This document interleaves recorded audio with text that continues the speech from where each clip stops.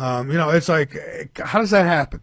I mean, it happens to wait until I'm at a critical moment to go on the air or whatever. It's ridiculous. They're using their programs to control your computer and probably a lot of other people's. That's probably part of the whole Google deal that's going on, where they're basically just wiping people off Google. So, if you don't have their actual website, you're not going to find them for, 10, 20 pages. It could be even worse than that. The tyranny is getting worse and worse by the day, Michael. And what you're facing is just part of it. And you know what? I think you're right. If you do the landline phones, you can bypass all this garbage, good old-fashioned solid state technology, and they can't screw with you anymore. But I feel for you, man. I know. Yeah, well, I'll get it worked out. All that happens is when this stuff happens. This is what's made me, and I'm not trying to be arrogant now, but this is what's gotten me to where I am so far, is that the attacks, and then we have to be better. We just have to upgrade things and make things even better. So we'll keep doing it. That's all. I'm never going to give up. But about Nibiru. Marine wants to know, what's the latest best predictions on Nibiru and by who? Okay, my thought process is this. I can't specifically say by who, because everybody now is in the community is following it, okay? You've got Bill Martin channel. You've got Nibiru, Planet X 2016. You've got Steve Olson. You've got, so many people out there, whether it's that they're looking at the magnetic pole shift, whether it's the physical pole shift, looking for the physical planets in the skies. I mean, there are literally tens and tens and tens of hundreds of people out there, and then other people are taking taking those videos and re-uploading it because they want that information to spread. So by who is really tough. I think it's a greater community of people that are all contributing together to bring this information forward to everybody. Now, from my personal point of view, because this is going back years ago with Bob Dean, and I hope you all are aware who Bob Dean is a very dear friend of mine. He's very old now. But going back those years, he had said that there's a connective story to what I'm going to say here, Michael, is that when Bob Dean made the statement, he said, look, Nibiru is going to be here in 2017, most likely September. He says you can take that to the bank. Now, why do I believe him? Because my friend Bob Dean has always been honest and true about everything he says. All the information that he's gotten from his deep, good old boys network has always panned out to be true, not to mention the fact that he is a contactee himself and has gotten that downloaded information himself. So I believe him 100%. Now, you can go back many, many years with the idea of Planet X and how it all came about. I think it was Percival Lowell with the Lowell Observatory out here in Flagstaff, Michael, who was searching for Planet X. So we're talking about over 100 years here. 117 years now, the search for Planet X. And we've all heard the same stories. I'm sure most of your audience has been on YouTube and, have seen the information from the various sources, whether non-governmental, governmental people who have worked on the idea of Planet X and the perturbations of, Saturn and Uranus, and why this has been happening. They couldn't figure out why. I think they figured that out, Michael, in the mid-1950s and 60s when they were developing the anti-gravity crafts, which they had gotten already from the ETs. See, what I try to do in my research is try to compile a bigger picture of information. Why, the ETs were here? Well, okay, they said that they were here because we had discovered atomic energy and were blowing up bombs. They say that it was causing ripples within, the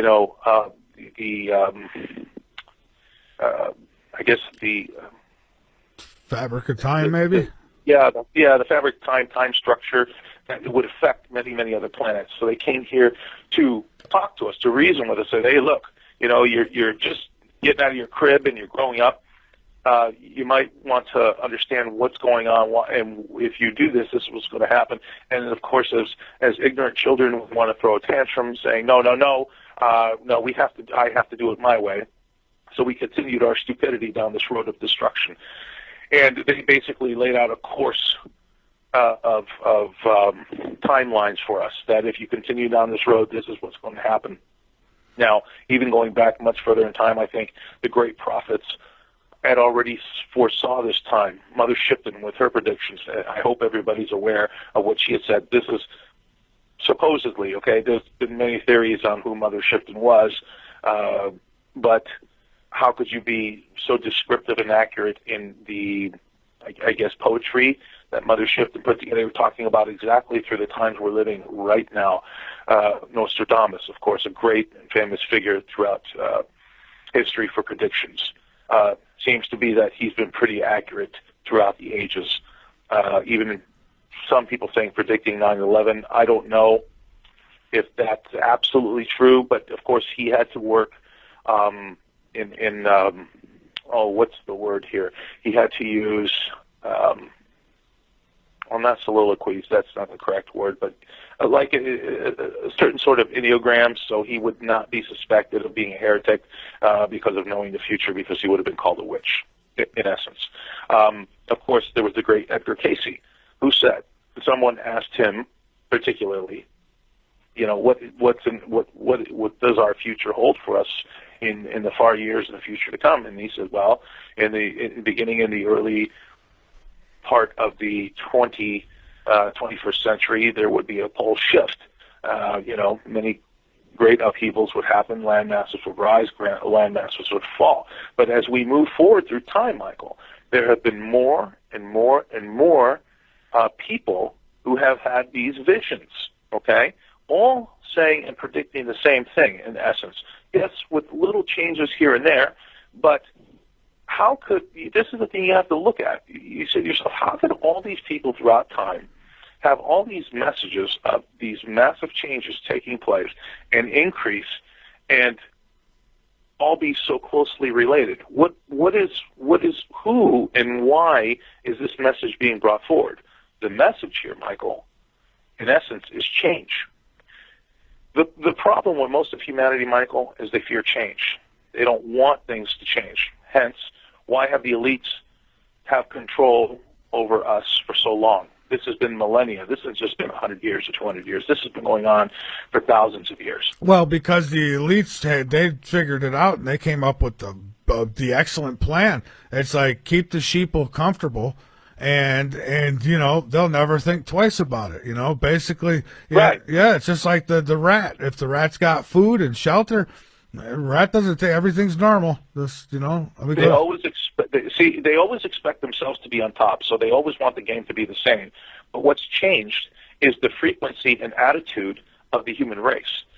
Because we have been able to exponentially wake up through this process of change, this is what they've been fighting, the process of change, because they know what's coming.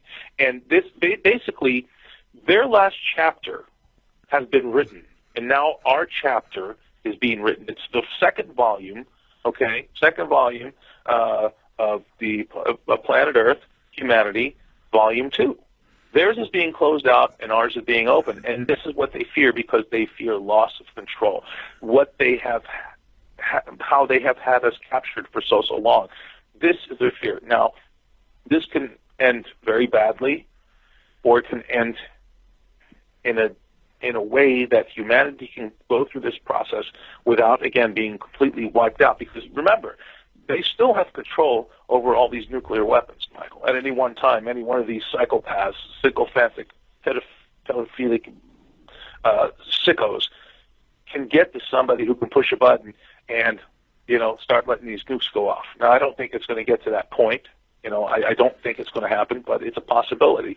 And the only reason I say that is because of Billy Meyer, who's been telling us, and has given us prediction after prediction, which have all been 100% accurate, that these events will all take place, which they all have happened. And you've got to go read Billy Meyer's stuff. Absolutely 100% accurate. I've had Michael Horn on a few times. He's played out a pretty good case for Michael. Absolutely. Great case. Yeah, without a question, Michael. So, but even Billy Meyer wasn't.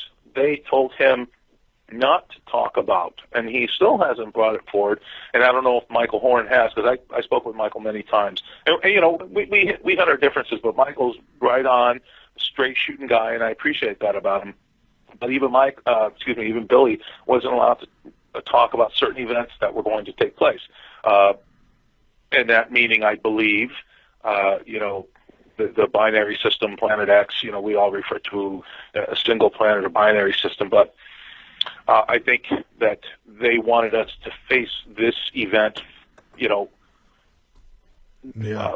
moving forward, going forward, in a way that we could experience it, and what happens is what happens, but the human race will continue forward into an elevated level.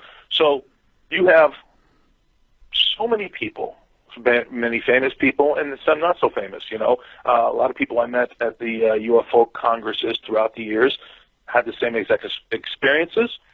Others not. And here's the separating thought about this: that I think the benevolent extraterrestrials who, like myself, have been contacted by, have given us the understanding that, hey, look, these events are going to take place, but it's up to you how you deal with them and how you go through this. Where on the other side, there have been a contact who've been getting kind of like the same information, but they've been how do I want to say this? They've been given the idea that, you know, the whole thing is doom and gloom and it's all going to end. And in my opinion, there's no such thing, because we're still here. And I absolutely believe that we are a genetic product of extraterrestrials who have been here, like Linda Moulton Howe has said many, many times, and I actually believe her because she's an excellent, excellent reporter and researcher. They've probably been here 270 million years, or maybe more. Well, I think we're the original Martians myself. You know, I think that's where we started, at least, you know, us, maybe not our creators, but us. Right. Well, I mean, I guess there's two sides to that, Michael. I mean, look, it all has to start from somewhere.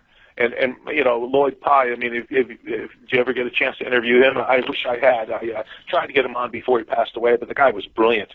And it all comes down to genetics. And I mean, he talked to geneticists. He says, and he was given information by geneticists. They never revealed themselves because they would have been killed or otherwise completely destroyed through the companies they worked with, which were most likely governmental operations anyway. Says, you know, Lloyd, he says, absolutely, we're genetically modified. We were created from two different species, period. That's a fact, you know, in the book. Everything you know. I bet. You know, I'm telling you, I look at the Book of Revelations and I think, boy, that was a horrible time on Mars. And, you know, I'll tell you, read it backwards and I don't know, you could put it together, I guess. But here's another question. Marine Share, what is, oh wait, not that one. Okay, we already did that one. Jewel asks, ask Robert if he's heard of Ascension Island. It's by Malta. You know, I have to be honest. Is it Maureen? Jewel. Oh, Jewel. I have to be honest. No, I have not heard of Ascension Island. But you know what? I'll look into it. If she could give me a little bit more information, I'll look into it. All right. And John wants to know if is the Earth tilting? Absolutely, without a question. The wobble. This is what's happening, John. The Earth wobble has gotten more extreme, and this is one of the subjects that we needed to talk about tonight, which is very prevalent, and we're all seeing it, and we're all being affected by it. The Earth wobble is tilting, and because the Earth wobble has become more tilted in its rotation, okay, it's waning more from side to side. The jet stream now has been pushed out of whack. The polar jet stream, which should be basically around the North Pole, the Arctic, is being pushed down. So now we are having bizarre and extreme weather happening all over the northern hemisphere. The southern Antarctic jet stream is a little more calm. Yet it is being disturbed, but it's a little more calmer. Also, this also relates because you have the what's it called? Oh Lord, John Moore talked about this as we're starting to think about it back in 2010. what's the word I'm looking for here, Michael? I'm sorry, I'm drawing a blank. It's I think I know. I think I know. You know what I'm talking about? It is the conveyor. But you're making me forget. That's right. It is the aquatic conveyor that basically moves the water throughout the planet. You know, goes up the Gulf Stream, the Gulf of Mexico. Yeah, the Gulf Stream. Yeah. That's what I was looking for. Sometimes I have brain farts. I'm sorry, people. I'm thinking about so many things at one time that I get ahead of myself. The Gulf Stream. I caught your brain fart. So yeah, the Gulf Stream. John says it has stopped. I don't know if it has stopped completely. I don't have confirmation of that 100%. But John may have that information. And he's, by the way, another great researcher. Of course, he's a researcher. I mean, he's a police officer. You know, I mean, he knows how to do investigations. He goes right to the sources and then questions sources. Well, yeah, without knowing that these ones being questioned. You know? He's a private investigator. I know that he had some time in the Navy. And I believe it was Navy, yeah. And I've had him on the show a few times, and he told me years ago, back in 2008 about 2008, he told me that the Gulf Stream had stopped. And I don't know. He said it. I don't know. I've never been able to back it up completely. Although I don't doubt that it slowed down. I don't know about stopping though. Well, and here's another part of that, Michael. I mean, if the conveyor has stopped, okay.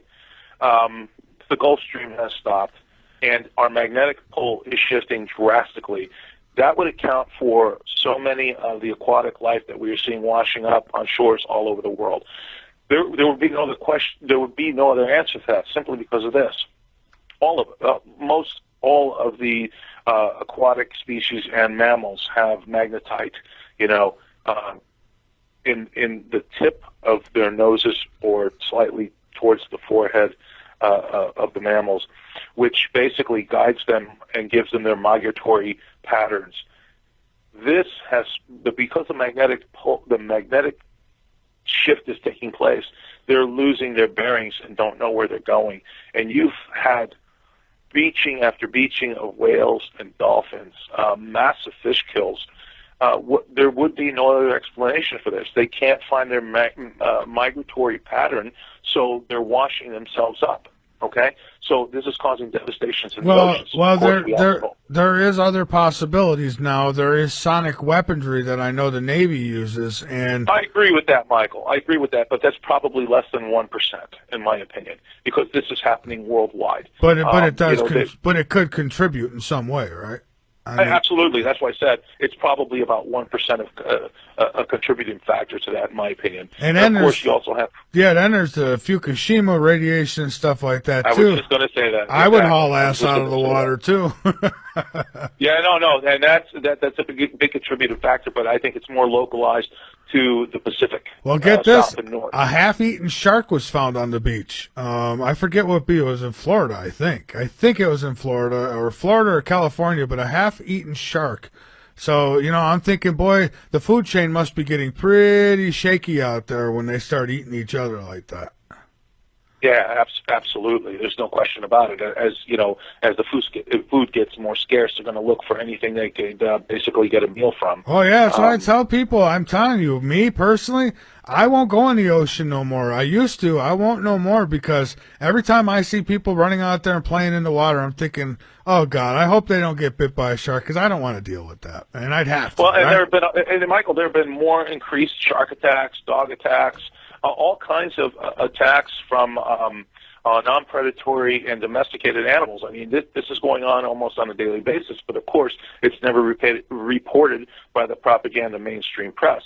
But anyway, getting back to the...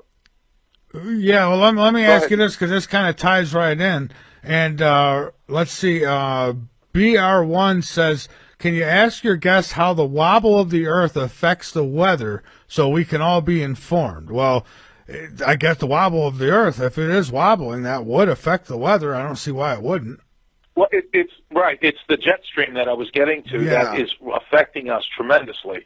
As the wobble increases, our jet stream gets more drastic. Oh, it's way out of whack. It's way out of whack. It's totally out of whack. I mean, in Pennsylvania, you have 80-degree weather.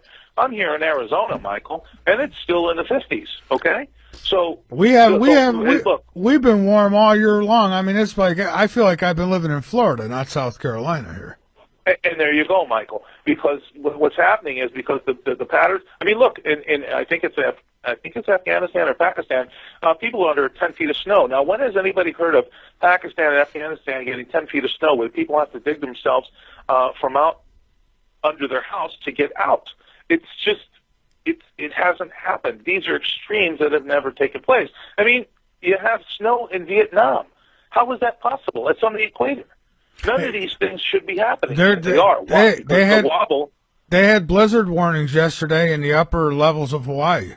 I mean, exactly. I never heard of it. Exactly. I just never heard of it and before. That's my point. So now, Michael, you saw my video last time I sent it to you. Now I'm waiting for more images to come up. I'm checking it every day. But again, other people who have all been tracking this, and these are the channels I've been following, have captured images of extrasolar bodies that should not be there. These are not lens flares. They're not image anomalies. They're not solar flares, and they're not sundogs. These are images of different bodies that are in our solar system, and I believe it is part of the binary system. And again, even Carlos Ferrara, who was a physicist and a scientist, predicted these events to take place. Okay, now he's passed, and he said that we should be expecting an increase in earthquakes, volcanism, bizarre weather. He said it all, and it's all happening. And again, you go to Ed Dames. You guys, if you believe in the remote viewing, which I do, I think it's very viable. I think it's very real. Ed Dames himself said, look, we're going to have this body come in front of the sun, and it's going to cause a flare, and it's going to push our atmosphere down to down to the ground. A lot of radiation is going to come in, and it's going to really screw things up for a lot of people. He's been working on setting up safe locations, sanctuary locations, I guess. And when he looked into the future with the remote viewing, he said, you know what? There are very few sanctuaries set up or that exist after this event takes place. And he was absolutely correct when he predicted on our belt, was it not our belt, excuse me, with George Norrie, that an X-class, they couldn't even chart it because it was so off the charts, X-class 54 solar event took place, and he said that, and it was even admitted by NASA, that saying if that thing would have been Earth-directed, it would have been fried. Yeah, I remember that. They said we were very lucky it went the opposite way, because if it came our way, we would have been fried. I mean, that's what I mean. I mean, it's now, and I read where NASA is looking to send up some kind of probe to the sun, and they're going to figure out, they want to do testing, and they're going to figure out to put something up there to protect us from that kind of thing from the sun. Yeah, sure they do, Michael. That's why they built all these underground bases worldwide. That's why they built these seed vaults, because they want to protect them. Well, my bigger question would be is how the hell are they getting anything near the sun? You would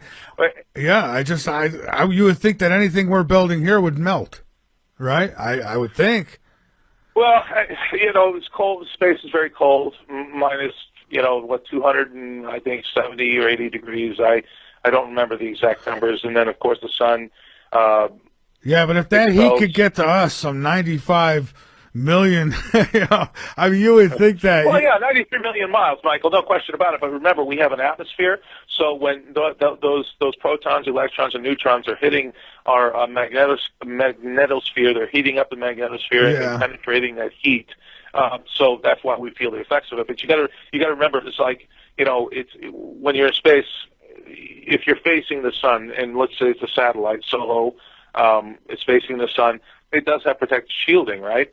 But it's also very, very cold. So those radioactive particles and energetic particles that are hitting it are not as effective because they are, they're going at basically almost the speed of light, but they're, non-evasive particles. So they're kind of just passing through.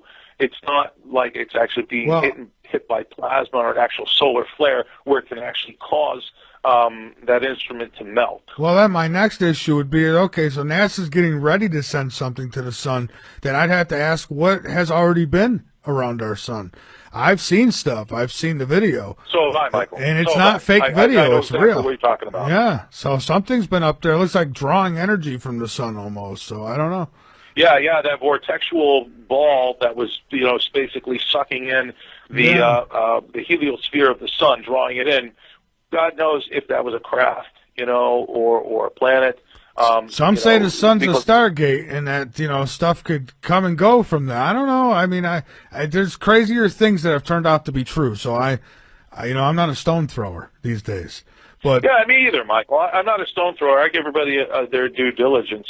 They do the work. They put it out there. If it happens to connect with me, coincide with what I'm thinking, then hey, more power to it. If not, I still don't throw anything away. Right. I listen to what everybody has to say. Well, listen. In this business, and if you're researching, you have to have an open mind to everything. You can't just dismiss it because it doesn't fall into your line of thinking. Well, okay.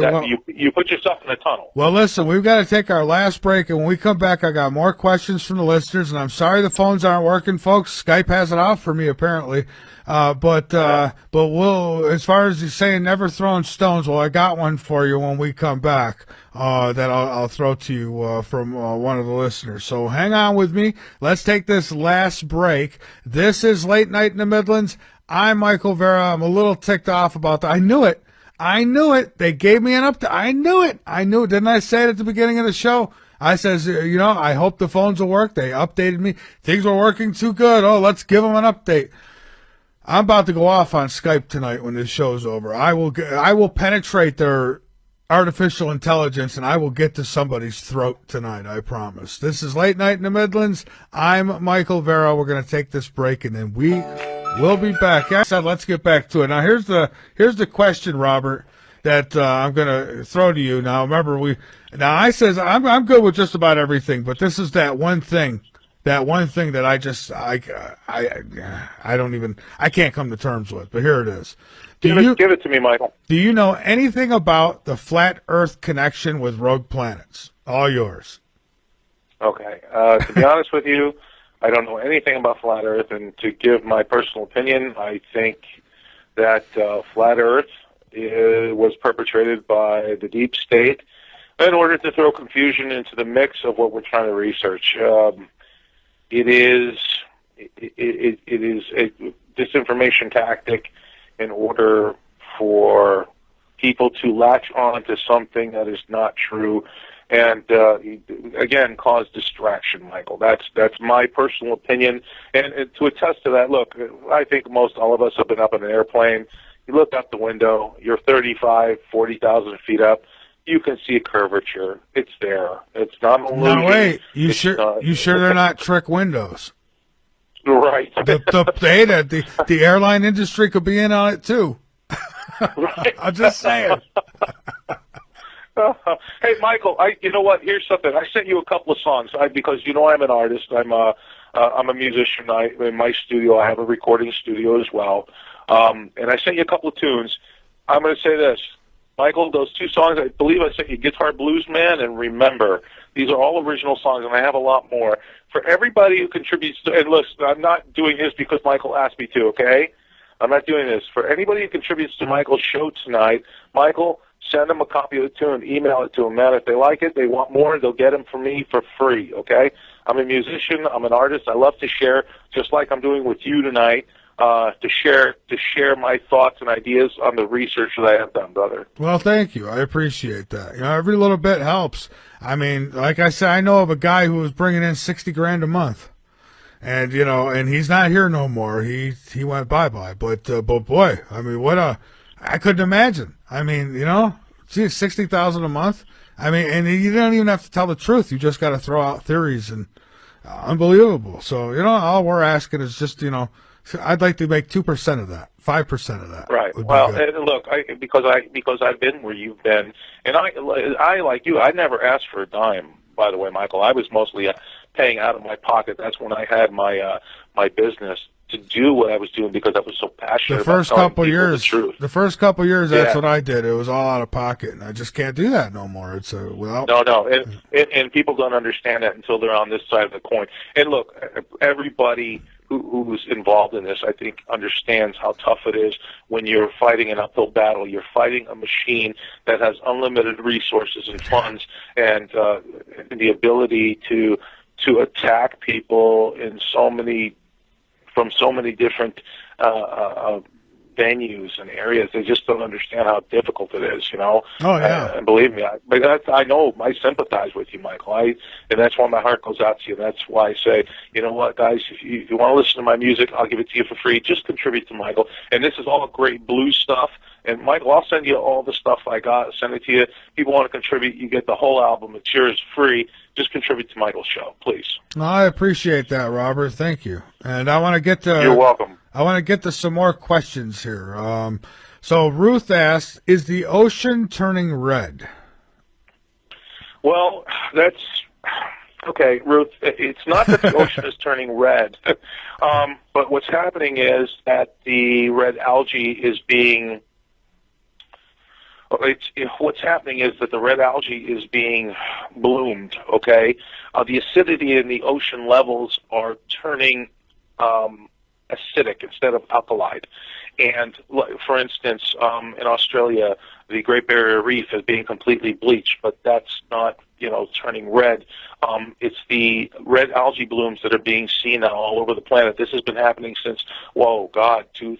It started, I believe, in early 2008.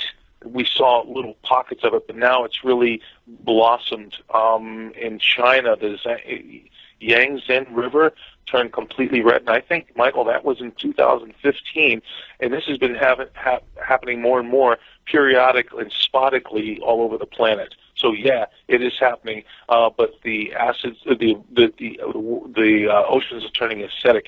The pH balance is way off, and I also believe that's being caused by the release of the hydrate methane underneath our oceans because they're warming up. Okay, and let's see what else we got here. Crystal asks, "Could the whales be suffering from HAARP?" Yeah, no, I think she's got a valid point, but from my understanding, HAARP was turned off, I think, a little over 3 years ago. But that's not to say that the other HAARP antenna arrays aren't still functioning. I know that the one in Alaska's not been turned on in 3 years. Could have been turned back on. But again, I think that brings back to the point of which you were talking about, Michael, earlier about the underwater testing of these sonic weapons, devices, that are disrupting their magnetic field. So there's a dual possibility there, but I can't answer that for sure because I don't have any inside information on that. Yeah, okay. And let's see here. And speaking of HAARP, they tell us they shut things down. But here's the thing, too, with HAARP.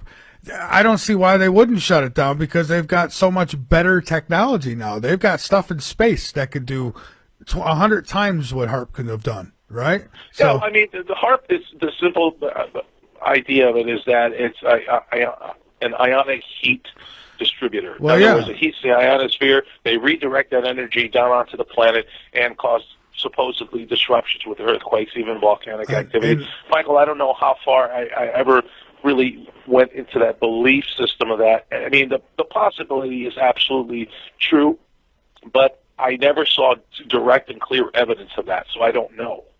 Okay, well, and I appreciate you saying that because, that's how I feel. But now, here's one thing I always have to honor. Answer honestly, Michael. If I don't know, I don't know. I can only go but from my supposition of what I've researched, what has taken place. That's all I can do, man. Yeah, but, now there were certain things that we could prove and that they were trying to, heat the ionosphere and affect it in certain ways with HAARP. So, but, nor here nor there now. The fact is that they've got far better toys than HAARP now, and they're not. And I agree. They're not on ground. They're above our heads, and we can't see them. They're floating around this planet right now, and then, so more to worry about. But here's another one. Does your guest have any thoughts about Antarctica? You must have thoughts about that, huh? I got a lot of thoughts about it. That was a great question. I mean, look, the Antarctic ice is melting without a question. Now things are being revealed. We can go on YouTube. All you guys can go on YouTube. I'm sure most of you have. You can see pyramids being, revealed through the melting of the ice. And this is the ice on the landmass, not the actual ice on water. So we're seeing all kinds of developments coming through, and I would recommend this to your listeners, Michael, is that if they're familiar with Cliff High and his WebBot, Alta Report, he is really, really good with his linguistic prediction analysis that basically captures the psychic thoughts of people being imprinted in words on the internet. In other words, people are typing and writing on the internet, and their psychic thoughts are released through those words, where he's able to create this analytic, predictive programming where he's able to extract the information into a report which he details every month. And I'm telling you, man, that guy is way better than Chance. I think he's about 65%, in my opinion, probably 70%. And all the information that's come out of Antarctica and that continues to come out, I think it's going to be explosive. I think it's all about advanced ancient technology that's going to be revealed to all of us that most likely is going to change the face and direction of where we're headed. But that's going to be a long process. But when it all happens, boy, all truths revealed in my thought process, and that's what Cliff says too. But yeah, things are happening. I mean, they got air bases down there. I mean, they got all kinds of corporations down there. What are they doing down there? It's a block of ice, right? Oh yeah, they're supposed apparently. to be taking core samples of ice that's supposed to be, 50,000, 60,000, a million years old. No, not at all. I mean, why was Buzz Aldrin down there? Why was Kerry down there on the day of the election? Why was the Pope there? I think Obama was there as well. The fact of the matter is there's something happening down there, and once again, the elites want to take control and keep whatever they can find for themselves, so they don't let us have anything, us little poor human peon slaves, so we can once again fall into the trap of enslavement. You know what, Michael, it's all connected, the whole thing. Well, I know somebody who has access to these satellite photos and all this stuff, and I'm going to have to get her back on the show and see what she could show me. But you would think with all the technology we've got floating around, come on, somebody get the scoop and pass it on to us. What the hell's going on there? I mean, somebody's got to know something. Come on. And they do leak it out, Michael. But what happens is it's slow leaks. It's like puncturing a tire with a pin. It's a slow leak, but eventually it all comes out. It's speeding up, no question about it. I feel exactly like you do, Michael. Give it to me now. I want to know now. Remember, like I was saying earlier with my friends upstairs. Yeah. Well, why can't you tell me? I want to know. No, you can't know. Yeah, I hate when somebody tells. There's a process to it. I hate when somebody tells me, "Oh, there's something." Yes, you're right. There's something going on, but no, I can't tell you yet. It's like, no, why'd you even tease me with it? Now I gotta know now. Like I had a guest that said she knew something more about Bigfoot than it would blow my mind, and I'm still waiting to hear what it is. I got to email her again. Say, come on with it. No, I don't play with me. And that's a good point you brought up. Bigfoot, the hominoid species, and that's exactly right. There's the dark haired, there's the fair haired, there's the red haired, there's the white haired. That's where our lineage. And I know a lot of people probably hate to hear this, but this was what Lloyd Pye's conviction was, that we are part of that heritage hominoid species with the intermixtion of the and the word is Anunnaki, but that's just a generic term. Whatever species that came here to create the slave species, we are a mixture of that. That's why it's so diversified, Michael. the dark-haired species, right? The light-haired species, the red-haired species. Well, think about all the different skin types on this planet. Even in Japan, they have the same type of very small hominid species. Now, there's so many similarities in what Lloyd put together. It was just amazing to me. I just never forgot reading that book and watching his documentary dissertation on this whole process. There's one more book that I want to write, and I wrote a small one here, and I never plan on doing it. It's not for me. It's not about all that. I'm not trying to get all popular, some author. Because I'm not a writer. What I am is a talk show host. But and I definitely. And you're a good one, Michael. You're a good one. I'm a truth seeker. I want to know the truth. I don't care if that truth shatters my whole concept of things. Good, so be it. Okay, but I want to write one more. And this one's going to be a biggie, and it's going to take me a while. But I figure after 10 years, almost 10 years in this, on all the experts I've spoke to and all the connections I have, I'm going to put together a good one because I don't have it all figured out. But I have it figured out at least I think I do. I have it figured out as far as, our trip from Mars to here. I mean, I think I've got that part squandered. There was something going on Mars. It had to do with us. There was nuclear war somewhere. I mean, I'm going to put all the pieces together. But that'd probably be my big project and probably my only one as far as writing goes. But there's just all these ideas, and I'm not saying I've got it. I know for a fact because I don't. And the reason I don't... It's a working theory, Michael. It's a working theory, and it's a good one. Yeah. I mean, and everyone should have one. And if more whistleblowers would come out and slip us the information, we could put these pieces in place finally. I mean, because somebody knows more than what we're being told. And I want to see what's really on Mars. There's stuff there. You wipe away the dust. Let's get a good spring cleaning in there up on Mars. You're going to find things. Yeah, Michael. I mean, I did the topographic research on Mars. I broke down a lot of the photographs, and guess what I found? I found vegetation and water. I've got photos of it that I downloaded, and I still have it on my old hard drive. Where all you have to do is go to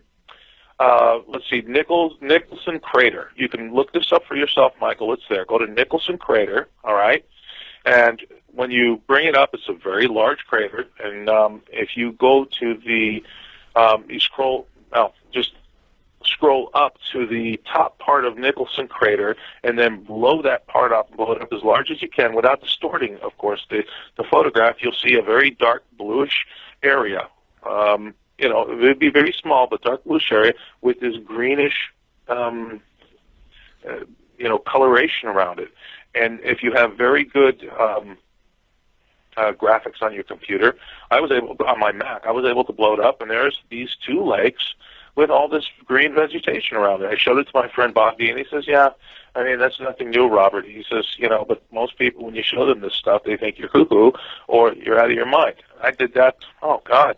There's ruins. There's ruins on Mars. There's 5, 6 years ago. Yeah, there's ruins on Mars, and there's cities that are buried. And I'll tell you what, we've got resemblances. We've got pyramids, just like we have here on Earth, just like we've got in Egypt. We've got, the face. Well, look at the Sphinx. I mean, there's a lot of resemblance. And I think that if they quit playing the bull crap on us, and we want to get real serious about this, we can tie in some things, and we can figure out, why there's a missing link? Because they're not linking in Mars. That's why there's a missing link. But I think you're right, Michael. I think there is a connection there as well. Could it have been that the Martians who had this interstellar war with who knows whoever, or it could have been amongst their own species left, came to Earth. They are the Anunnaki, and because they were so advanced at that time, were able to genetically modify their bloodline with the hominoids, creating us. Well, it's all possible. You know what, Robert? And I think it might have even been a three-way war. And Venus, they say, once was just like Earth, and Mars. So these were supposed to be like three habitable planets.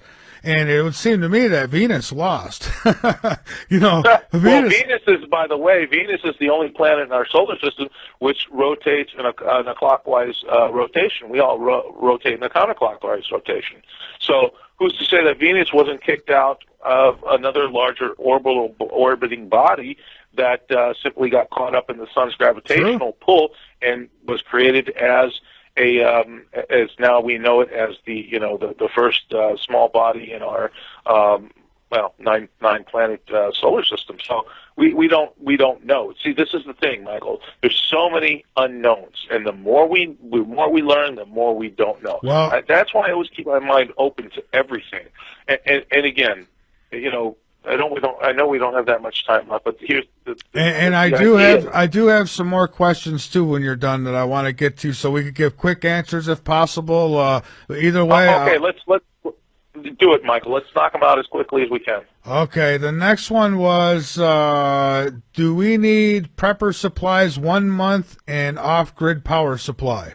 I think you probably need more than 1 month if which is yeah, I would definitely have if you can, because I know everybody's budget is different. Yeah. But if you can have, in my opinion, 3 to 6 months. Yeah, it's going to get rough, guys. It really is. It's not the end of the world, but it's going to get rough. There are going to be some real tough times ahead when we have inundations and volcanic eruptions, and I mean, I'm talking about bad ones. And there's articles that I wanted to get to tonight, Michael, that I didn't even get a chance to go to. But yeah, I'd have 3 to 6 months personally. Well, I'll tell you what, we'll reschedule you again. I mean, you're one of them guys I can have on. We could talk about anything. So if you want to get back on later this month, we could do that again. So, Michael, I would love doing this with you anytime, because first of all, you and I, and your whole audience are like-minded. We think alike. We can talk about anything, and we can expand on this conversation because we explore the thought process, how things can be achieved, and how things can be expanded upon in any manner. We didn't get to touch upon duality, which I would love to talk to you about. Consciousness itself, the universe. I mean, this goes on and on and on. I mean, there are literally hundreds and hundreds of hours of shows we could do just on those two subjects. I'll tell you what, send me an email on what you'd like to cover in the next show we do, and we'll get that one scheduled, and we'll just keep going, and we'll, whatever it takes. Let's. You got it, Michael. All right, Daryl asks, he says, if two stars are going to collide, and they say by 2022 we'll start seeing the effects of that, wouldn't the Earth also have to change because of the increased radiation from those stars colliding? I don't know. Well, my question is, which two stars and where are they? There's two stars that are supposed to collide in deep space. They say it's going to be in 2022. We're going to see the light from that collision in a part of our sky where we don't normally see a star. So there's going to be a new star, and it's going to be the brightest one in the sky. And this comes from NASA, so this isn't no conspiracy theory. This is really happening. But they say it's not supposed to affect us, but we will see it in our sky for probably 2 to 3 years, they said. So that gives them an awful good leeway to get in their bunkers and lock the door. Yeah, I'll agree with that. Well, NASA, never a straight answer. They tend to never tell us the truth. Again, if that is what they're saying is really true, two stars, where are they? How far are they away? I'll tell you what, I will get the story for you because I have it in my archives and News and Discovery on the website, and I will send you a link to it later, and you can check it out yourself. All right, Michael. Okay. And we'll talk about the next. It's kind of tough to answer, Yeah, and we'll talk about it the next time you're on. So we'll throw. Absolutely. All right. Here's another question here. This is from Reddit. It says, do you think the average person is responsible enough to have any tech they find down there? I guess talking about the Antarctica. So is any average person responsible enough to have that kind of technology? And then this is from Reddit, huh? Yes, and there's one more after this. Okay. So that's interesting. So there's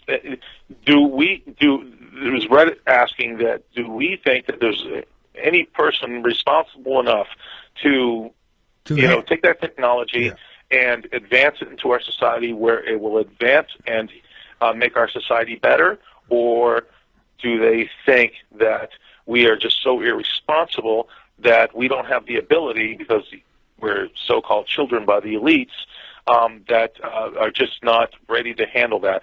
Well, my response is this. We've been ready to handle this for thousands of years. It is my belief that if human beings are given the truth and the ability to understand the truth, they will accept it with open arms because they are no longer lied to. They are given the truth, and they will acclimate to the technology because everything is an open source. In other words, there are no lies. There's nothing hidden between the technology and reality and truth. There are no opposing forces blocking us from that truth. Once truth is revealed, people will accept it because they truly want to enhance their lives. They want to better their situation. They don't want to be enslaved. But the indoctrination system is exactly how it keeps them in place. You have a small group of people who want to control everything, and you have the majority of the population who simply want to live in peace and in harmony with everybody else. But that small indoctrinating group, the control group, who holds everything so tightly, only wants it for themselves. So yes, my answer to that is, if you give people the opportunity to enhance their lives, to better their situation, to enhance everybody else's life, it would only encourage enlightenment, truth, and betterment for humanity. All right, and listen, we're probably going to hit a couple minutes overtime here because there's one more question, and I want to, because I care about my listeners and their questions matter, I'm going to make sure we get this in. So, absolutely. Lethal Fan has a question for my guest. Says, what do you know about Planet X's current location in inner solar system, ? Outer solar system, ? I've heard so many theories. Yeah, me too. What was the name? Lethal what? Just Lethal. Lethal Fan. Okay. Lethal Fan. Lethal Fan. Okay, Lethal Fan. This is what I understand, that, okay, the brown dwarf star is outside of Jupiter, and it's quite a ways far out of Jupiter. But the interplanetary or the planetary bodies of the brown dwarf are now within or between Jupiter and Mars. This is what we have been seeing. I myself captured what I believe to be one of the bodies of the binary system, which, Michael, you aired with Peter and Jason. And I think that's where we're at right now. All right. And I did throw an invitation on Peter's Facebook if he wanted to join us tonight later in the show. I told him, well, give a call. Apparently not, but that's okay. Peter's busy. He's going to be a guest on Coast to Coast AM, I think, in April. You'll have to ask him. Check his Facebook page. But it's nice to see. Congratulations to Peter. Yeah, it's nice to finally see him. But Michael, congratulations to you, by the way, of having George on. That was a really, really good show. It was it was real thoughtful and cognitive, the way you did that whole show. I thought it was really good. Well, I like George. I've seen a different side. He's not controlled like even I thought. He's not controlled. He's enjoying what he's doing, and hey, if you're enjoying the ride, enjoy. Yeah, well, the thing is, George is just doing what he has to do. It's the other side of it that really controls the show aspects. That's what a lot of people think. It's not so much George. He's just doing what he does. It's just that the network and the affiliate, the larger controlling network really directs how things need to go. That's all I think about and that. He's a good guy. I mean, come on, look where he is. He doesn't have to go on anybody's show. Nothing against George. Mark. No, I'm saying that he, look where he is. I mean, he doesn't have to go on anyone's show if he doesn't want to. I mean, he don't need the publicity, but yet he does it. And something else I've seen about him is that he's got listeners who have had problems with paying their mortgages and stuff. He's actually helped them with that. I mean, I can't throw stones at a guy who does that for people. No. So. Yeah, no, I agree with you. I definitely agree. I think George is a good guy. I mean, I never really questioned that. It's just I did. It's the controlling interest. I'll be honest. It's just the I did. The controlling interests, Right. Well, my whole problem was Richard Hoagland, and that's nor here nor there. Sure. He's not a problem no more. Yeah, I mean, Michael, I remember going to see Richard Hoagland. I mean, it was I'm going to say, 1980. It's going back a ways. 1980. I was a kid. I was 16, I think, 16 or 17, when he was doing Faces on Mars here in Arizona. It was a long time. You know, it's just it was just all. This is the only thing I can think about Richard, and I'm not saying he's a bad guy. Okay, that's not what I'm saying. It's just always been about Richard. You know, there's that ego part of it, and not to say that this information was incorrect or distorted or wrong. It's just always been about Richard. No, you There's just that ego. no. The thing, it's not that he's giving you wrong information so much, although he has. I mean, there's things he says about these comments that are just absolutely ridiculous. Yeah. But outside of that, that's just Richard. That's what he does. But the problem with him is he doesn't give you the whole truth, and he knows the truth. He's got connections like you wouldn't believe. But yeah, you know, we've been through all that. And Richard knows, and I've invited him on the show to defend himself, but he don't. He don't come on, and that's okay. I really don't want him on. I have no interest. But Michael, that's the whole thing I was talking about, the ego. You know, he just thinks, and that's the thing that bothers me. He thinks he's above it all, and that's the thing I don't appreciate about him. Well, good luck to it. He reminds me of Obi-Wan Kenobi. If you put him in a little robe, you go Obi-Wan Kenobi over there. Oh, good analogy. Oh, yeah, Obi-Wan. That was good. That was good, Michael. Yeah. I got to admit, that was good. Well, listen, we're getting there. We are at the end here, so what I want to do is give you the floor to get on anything that you like. Share the force with the listeners, and thank you for being here. Well, that was good. That was really good. Well, first of all, I want to thank you, Michael, for having me on the show. Stop making me laugh. Stop. Okay, I'm going to have time to get serious. Okay. First of all, I want to thank you for having me back on the show. I can't tell you how much I appreciate it. I just love sharing my knowledge. Hopefully it helps a lot of people. Listen, guys, don't be afraid of this. It's a process of ascension. When this all happens, and it's not going to be as bad as everybody thinks. I mean, there's so much gloom and doom and fear attached to us, and everybody's trying to make a buck on the fear and doom and gloom. Don't listen to that. Yes, it's going to happen. It's not going to be nearly as bad as we think it's going to be. Yes, lives will be lost. There's no question about it. But it is the process of ascension for the planet and for our consciousness. This is what it's about. And then, Michael, this is what I really do want to talk to you about. The next show we do is consciousness, why we're here, what we're doing here, and where we're headed. This is what it's about. It is a process of evolution and evolvement of our consciousness, because we all chose to be here. We specifically came. Ask yourselves right now, in this moment, why are there 7 billion plus people on the planet? We all chose to be here for a reason at this time. This is part of an evolutionary process that not only happens on this planet, in the solar system, but throughout countless galaxies, this universe and universes, because we live in a multiverse, and our expansion is infinite. It goes on forever. Source, in my opinion, that we are part of Source, is part of the expansion process. In other words, I don't want to give this away, Michael. Okay, I'll give a tidbit. Well, do it quick, because we're out of time. Okay, every single one of us is Source, and Source creates expansion, and expansion creates dimension creates evolution creates elevation. So it goes on infinitely, and I'll leave it at that. And Michael, thank you so much. I can't tell you how much I've enjoyed this, and thank you for letting me catch the ear of your audience. I hope everybody has now brought down that fear level a little bit. It's going to be, we're going to go through those tough times, guys, but it's not going to be as bad as you think, and we'll all get through this.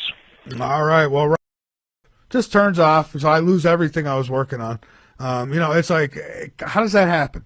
I mean, it happens to wait until I'm at a critical moment to go on the air or whatever. It's ridiculous. They're using their programs to control your computer, and probably a lot of other people's. That's probably part of the whole Google deal that's going on where they're basically just wiping people off Google. So, if you don't have their actual website, you're not going to find them for, whatever, 10, 20 pages. It could be even worse than that. The tyranny is getting worse and worse by the day, Michael. And what you're facing is just part of it. And you know what? I think you're right. If you do the landline phones, you can bypass all this garbage, good old-fashioned solid-state technology, and they can't screw with you anymore. But I feel for you, man. I know.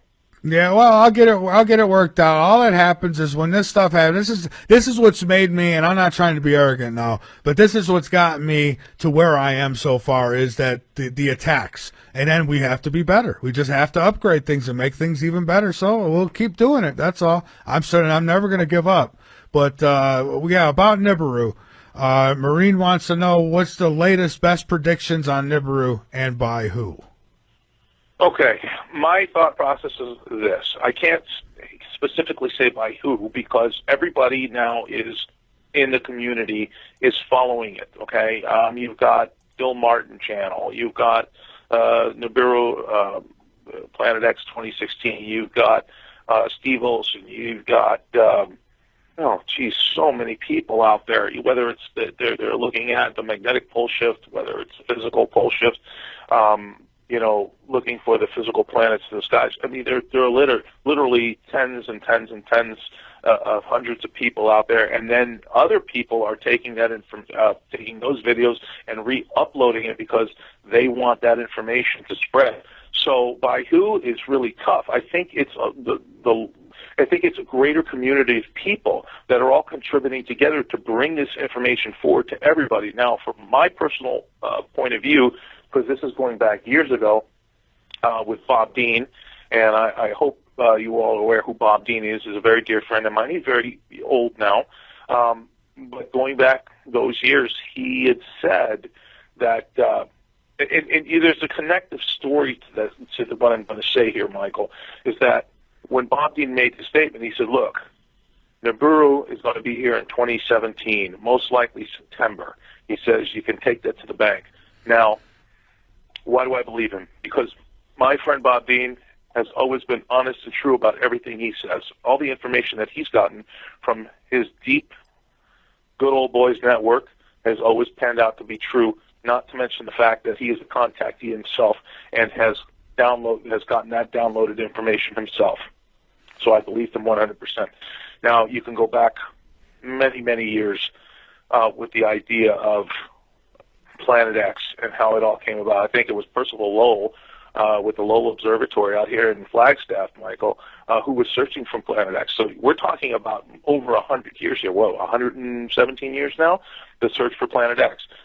And we've all heard the same stories. I'm sure most of your audiences have been on YouTube and, have seen the information from the various sources, whether non-governmental, governmental people who have worked on the idea of Planet X and the perturbations of, Saturn and Uranus and why this has been happening. They couldn't figure out why. I think they figured that out, Michael, in the mid-1950s and 60s when they were developing the anti-gravity crafts, which they had gotten already from the ETs. See, what I try to do in my research is try to compile a bigger picture of information. Why, the ETs were here? Well, okay, they said that they were here because we had discovered atomic energy and were blowing up bombs. They say that it was causing ripples within, the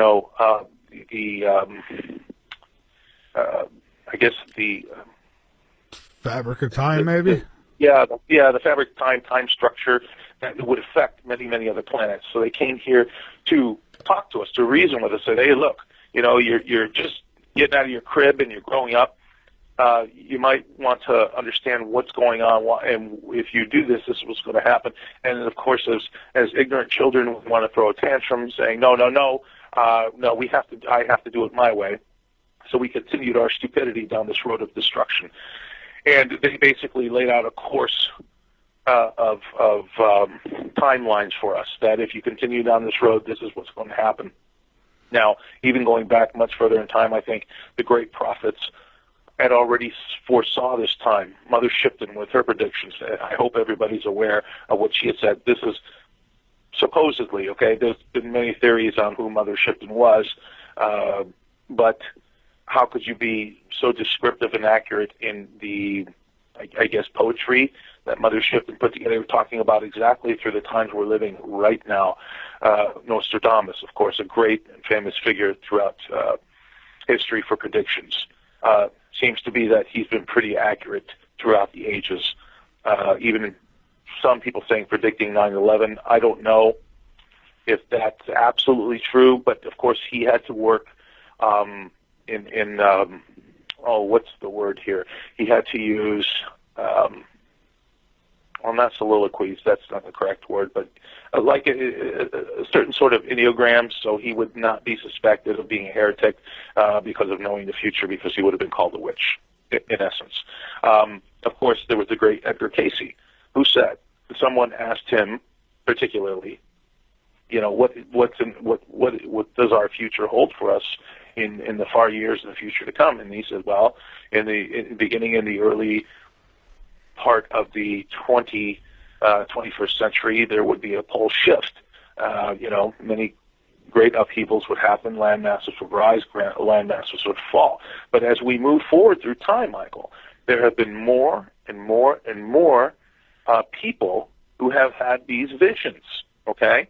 All saying and predicting the same thing, in essence. Yes, with little changes here and there, but how could, this is the thing you have to look at. You say to yourself, how could all these people throughout time have all these messages of these massive changes taking place and increase and all be so closely related?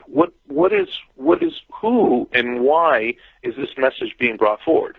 The message here, Michael, in essence, is change.